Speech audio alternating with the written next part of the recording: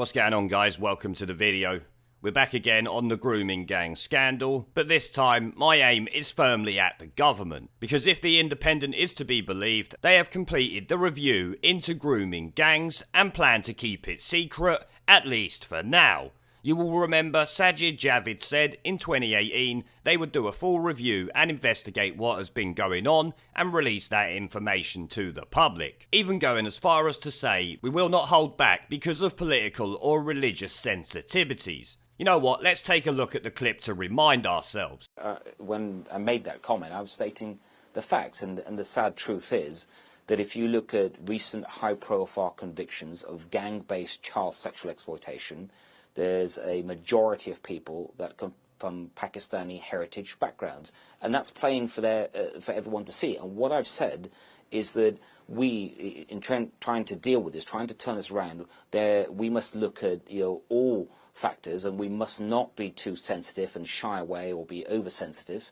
And that's why I think that we should be looking at to see if there are any cultural issues, and that's why I've commissioned some research on this. They've said, look, thank God there is someone who's taken this issue seriously, because I think part of the problem in the past has been that perhaps some of the, when this issue first came about in some of these communities, Huddersfield, in Rotherham and other places, that maybe the law enforcement, maybe social workers and others didn't take this issue seriously enough because they didn't want to be accused of racism. And that's wrong. Someone's race when it comes to crime is utterly irrelevant. They should always be investigated and then prosecuted if there's enough evidence, and I want to make sure that's exactly what's happening, and that's why I think we need a proper review of this and a proper look at this. So Sajid Javid, as you heard it there, wanted to go full barrels against this shit, but now that he's not in the Home Office or in the Treasury for that fact, it seems the government has changed its mind. We got the Independent report in here, grooming gang review, kept secret as Home Office claims, releasing findings not in the public's interest.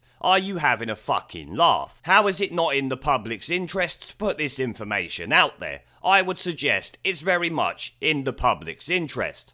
To the point where I'm going to stick a petition up to get this information out there, because the government have appointed a committee chair for the petitions committee, so it won't be long now before they have a full committee up and we can put some government petitions in to get this discussed in the House of Commons, because I would seriously beg to differ that this is not in the public's interest. I mean, we have to remember the government made the case to convict the likes of Tommy Robinson for contempt of court at the Old Bailey, which cost us God knows how much money, probably £500,000 or £1 million, I can't remember how much it was, claiming that was in the public's interest. And they even give him 13 months for something they would usually just fine people for. Now, what would you consider to be more in the public's interest? A contempt of court case against someone who was reporting on grooming gangs, or releasing the report on the actual grooming gangs? It's just incredible shit, this is, and part of the reason why I said you can never trust any government. The government is refusing to release official research on the characteristics of grooming gangs, claiming it's not in the public's interest.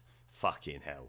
Survivors accused ministers of making empty promises. Yeah, I'm accusing them of the same as well. While a man who prosecuted abusers in Rochdale called for the Home Office to show some courage and publish its findings. It comes after the Independent revealed that almost 19,000 suspected child sexual exploitation victims were identified by local authorities in just 1 year, sparking renewed calls for prevention efforts. No, they weren't sparking renewed calls, they were just sparking them from other people that you won't run around calling racist. Sajid Javid promised the review as Home Secretary in July 2018, as we heard a minute ago, pledging that there would be no no-go areas of inquiry. Which, maybe he was right, but now the Home Office, it seems, don't want that information to go out there because it's not in the public interest. I will not let cultural or political sensitivities get in the way of understanding the problem and doing something about it, he said at the time, which we heard just a moment ago. We know that in these recent high-profile cases where people convicted have been disproportionately from a Pakistani background. Yeah, disproportionately is definitely one way of putting it. I've instructed my officials to explore the particular context and characteristics of these type of gangs. But the government has made no further announcements on the review following Mr. Javid's move to the Treasury last year. It has, however, said it will soon publish a national strategy that will set out a whole system response to all forms of child sexual abuse. Meaning we'll keep this to ourselves and just broaden it out so we don't have to point out the fact that these are Pakistani rape gangs targeting young white girls, which, let me tell you, if it was on the other foot, would be considered fucking racist. Notice how the government are skirting around it here. No better than Labour, in my opinion, when it comes to this.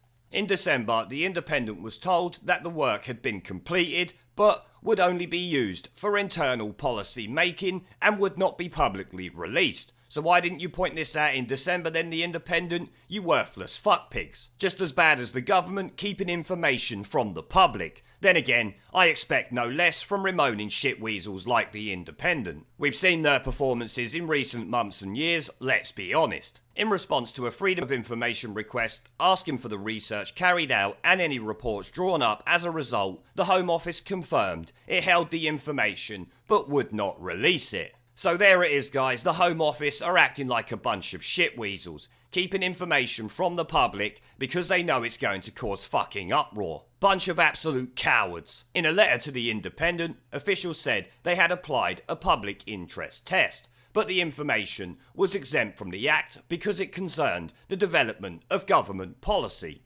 One of the main purposes of the exemption is to protect the safe space necessary for ministers and officials to consider policy options in private, without risk of premature disclosure, it added. Disclosure would risk preempting decisions still to be made by ministers. In addition, the information could be misleading if made public and used out of context. No, you mean it would be pretty damning if used in the context that it is, and the context is not allowed to be set by shitweasels like the Home Office. At the end of the day, people raping people is never taken out of context, for fuck's sake. There is no context to be considered. Someone is raping someone, it's against the fucking law. You give the facts of it, simple as that. It shouldn't matter what race, religion or anything else the perpetrator or the victim is, the information should just be there, if it's requested and in the public's interest, like this is.